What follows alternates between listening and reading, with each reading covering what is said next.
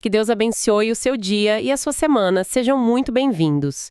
Hoje, a gente vai mergulhar nas palavras finais de uma carta escrita, nossa, há quase 2000 anos, mas que parece fala diretamente com a gente hoje.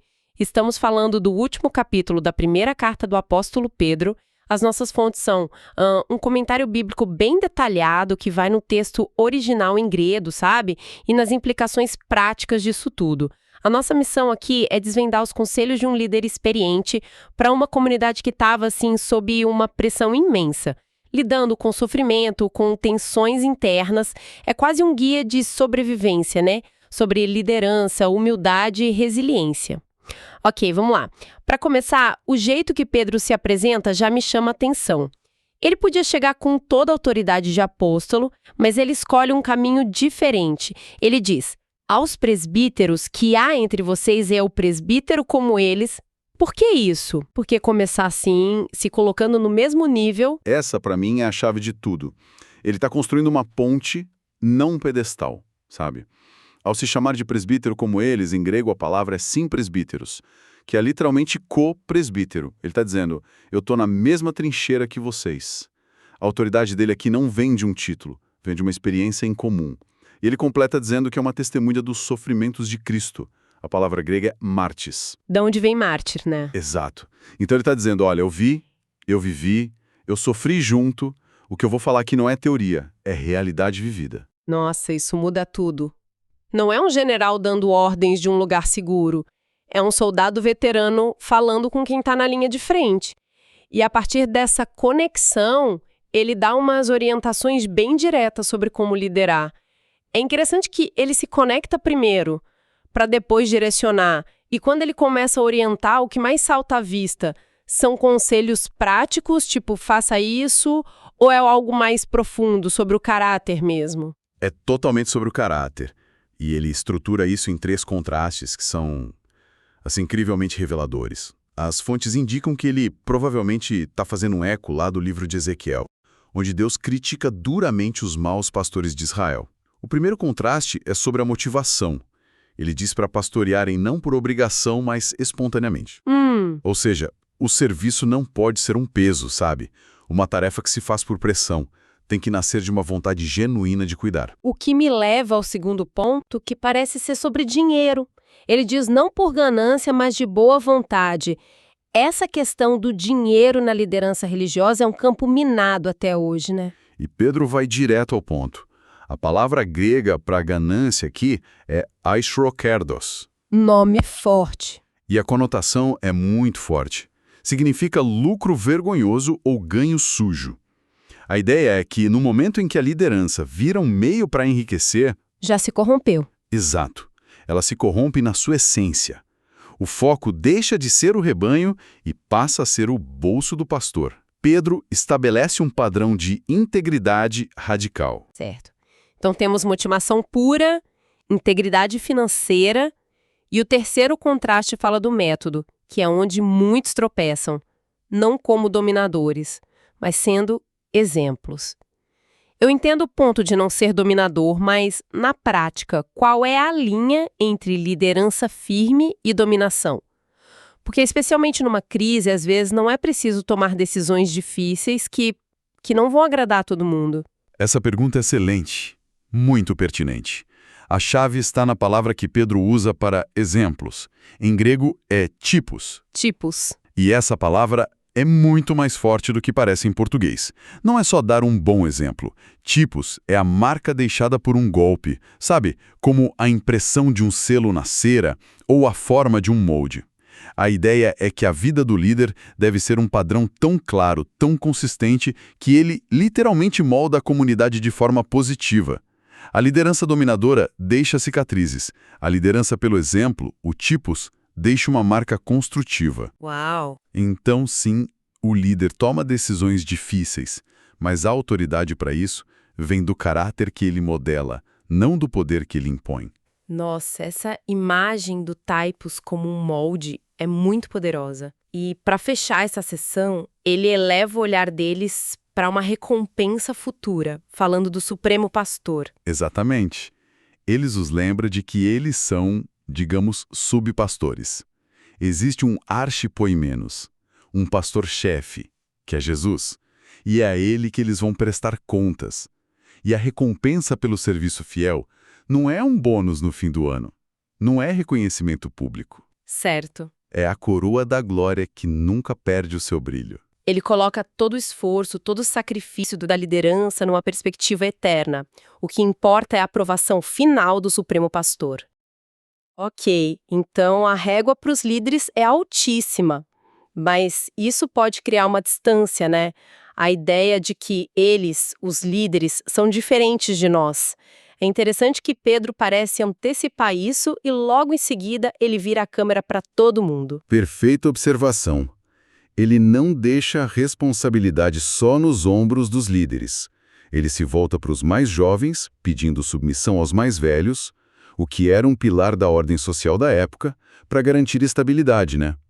Mas imediatamente ele amplia o foco e diz: todos vocês revistam-se de humildade no trato uns com os outros. A humildade não é só para os liderados. Não. É o uniforme de toda a comunidade. Essa imagem de vestir-se de humildade é muito forte, mas na minha cabeça é algo abstrato. A fonte diz que a palavra grega enkombosasté é bem concreta, não é? Exatamente. E aí que está o pulo do gato. Não é um sentimento, é uma ação. A palavra significa, literalmente, amarrar em si um avental. Especificamente o avental de um escravo, de um servo. Nossa! Pensa na inversão de valores que isso representava na cultura romana, que era obcecada por status, honra, poder. Pedro está dizendo: a sua peça de roupa mais importante, seu acessório de moda espiritual, é o avental de servo. É a mesma atitude radical de Jesus lavando os pés dos discípulos. Isso é profundamente contracultural.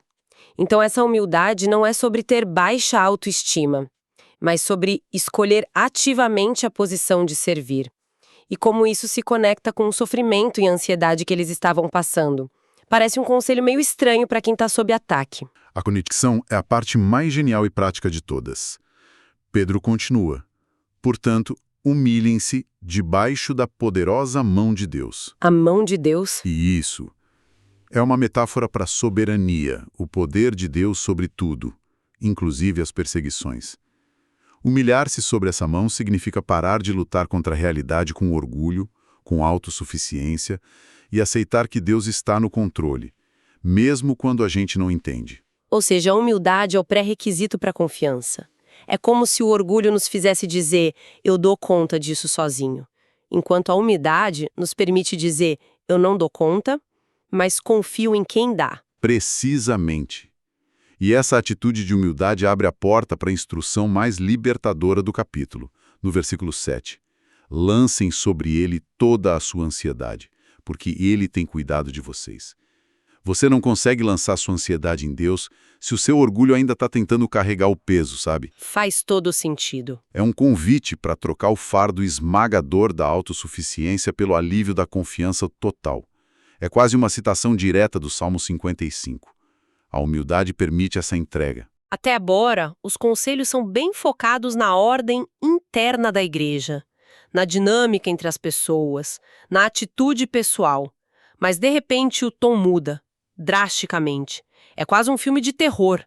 Ele fala de um leão que ruge, procurando alguém para devorar. Que salto é esse? O que está acontecendo aqui?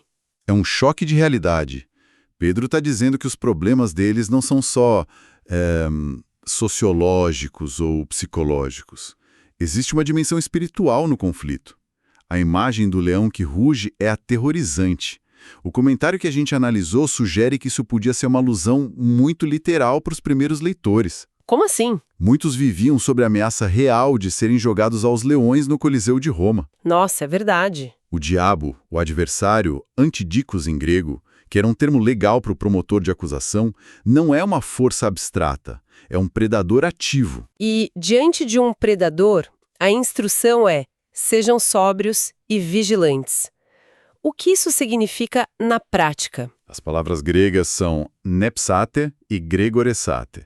Sóbrio aqui não é sobre álcool, é sobre ter clareza mental, seriedade de propósito, não se deixar levar por pânico. E vigilante. É literalmente ficar acordado. É um chamado para estar espiritualmente desperto, alerta, reconhecendo que tem uma batalha acontecendo. O leão caça quem está sonolento, isolado ou ferido. E como se resiste a um leão que ruge? Não parece uma luta que se vence na força, né? Definitivamente não. A instrução é: resistam-lhe permanecendo firmes na fé. A palavra para resistir é antistete, um termo militar que significa manter sua posição, não ceder terreno. A nossa defesa não está na nossa força, mas na solidez da nossa fé. Mas aqui vem um ponto crucial, que é um antídoto contra o desespero. Ele diz: sabendo que os mesmos sofrimentos estão sendo suportados pelos seus irmãos em todo o mundo. Isso me lembra que, numa crise de ansiedade, a pior coisa é lutar sozinho, né? O melhor é se ancorar em algo sólido e perceber que não se está só. Pedro parece estar dando um conselho de saúde mental com 2000 anos de idade. É uma estratégia de resistência brilhante. O sofrimento tende a nos isolar, a nos fazer pensar por que só eu? E Pedro quebra esse isolamento dizendo: vocês fazem parte de um exército global. A mesma batalha está sendo travada em Éfeso, em Corinto, em Roma. Vocês não estão sozinhos. Essa solidariedade é uma arma poderosa. E depois da batalha, depois do alerta, vem a promessa. A forma como ele enquadra o sofrimento como sendo por um pouco de tempo deve ter sido um alívio para eles. Sim, é a luz no fim do túnel. Por mais intensa que seja a provação, ela é temporária na escala da eternidade. E Pedro não diz apenas vai passar. Ele descreve o que o Deus de toda graça vai fazer ativamente depois. A fonte destaca 4 verbos gregos incríveis. Quais são eles? Deus mesmo irá restaurar, catartizou, que é uma palavra para consertar redes de pesca ou colocar um osso no lugar. Firmar, sterixen, dar suporte como uma viga. Uau! Fortalecer, steno, infundir força, e fundamentar, themelio, que é construir sobre um alicerce sólido. É uma promessa de reconstrução completa. Exato. Deus não vai só remendar, ele vai reconstruir de forma mais forte e segura do que antes. Chegando no finalzinho da carta, temos as saudações, que à primeira vista parecem só notas pessoais, mas como tudo em Pedro, parece que tem mais coisa aí. Ele menciona um tal de Silvano. Sim, Silvano é o mesmo que a gente conhece como Silas no livro de Atos, o companheiro de viagens do apóstolo Paulo. A fonte o identifica como o amanuense de Pedro, ou seja, o secretário que escreveu a carta enquanto Pedro ditava. Ah, entendi. Isso ajuda a explicar a alta qualidade do grego no texto, que talvez fosse mais polido do que se esperaria de um pescador da Galileia, né? Faz sentido. E aí vem a parte mais enigmática. A igreja que está em Babilônia envia-lhe saudações. Pedro estava mesmo na antiga Babilônia, na Mesopotâmia? É altamente improvável. A esmagadora maioria dos estudiosos concorda que Babilônia, aqui, é um nome de código para Roma. Um código. Por quê? No Antigo Testamento, a Babilônia foi o império que destruiu Jerusalém e levou o povo para o exílio. Era o símbolo do poder mundial opressor. Ao chamar Roma de Babilônia, Pedro estava fazendo uma declaração teológica e política muito forte, identificando o Império Romano como o centro do poder hostil daquela época. Isso é genial. É uma mensagem codificada. Ele critica o império e conforta os cristãos sem usar palavras que poderiam levar a uma prisão imediata se a carta fosse interceptada. A gente vê isso em outras áreas, né? Artistas usando linguagem codificada para criticar regimes autoritários. É uma tática de resistência. Meu filho Marcos e o pedido para que se cumprimentem com um beijo fraterno. Marcos é quase certamente João Marcos, o autor do Evangelho de Marcos. A tradição da igreja diz que ele escreveu seu evangelho baseado nas memórias e pregações de Pedro. Eram muito próximos. Sim, Pedro o considerava um filho espiritual. E quando Pedro fala sobre o beijo fraterno, não é só um costume, né? Num ambiente de perseguição, de desconfiança, um gesto físico de união como esse era um ato de rebeldia. Você tocou num ponto crucial. Cada um desses gestos reforçava a identidade deles como uma comunidade alternativa, uma nação à parte. Em meio ao medo, esse sinal de paz, de família, era um testemunho poderoso de que eles pertenciam a um reino diferente. Comunitária. Tem conselhos para liderança, um chamado radical à humildade, uma estratégia para a batalha espiritual e, acima de tudo, a âncora de uma promessa de restauração por Deus. O que é fascinante é como esses conselhos transcendem o tempo.